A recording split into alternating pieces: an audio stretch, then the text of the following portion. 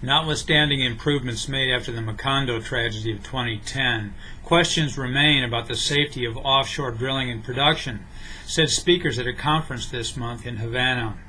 Many relate to technology and culture. Capping stacks, for example, now represent vital tools of emergency well control.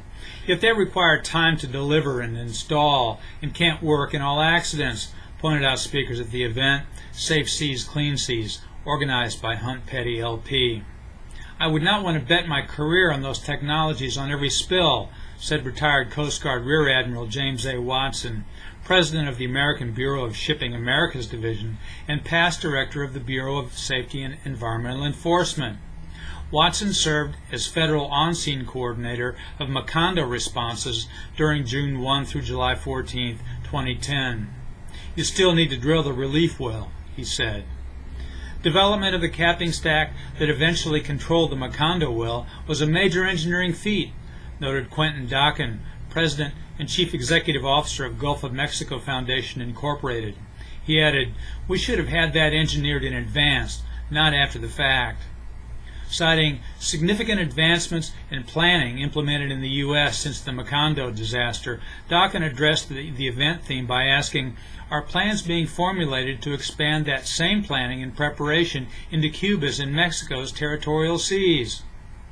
Raul R. Costa Gravalosa of the Civil Defense National Staff answered for Cuba by describing a detailed three-tier system based on a safety cases approach modeled on the UK's preparedness system rather than the more prescriptive U.S. regime.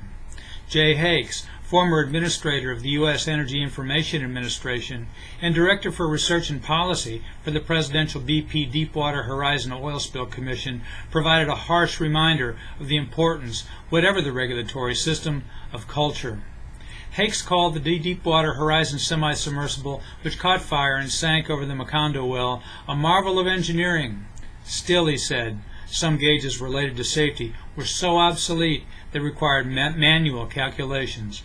I'm Bob Tippie, editor of Oil and Gas Journal, and that's the editor's perspective that appeared first in text at www.ogj.com on October 23, 2015.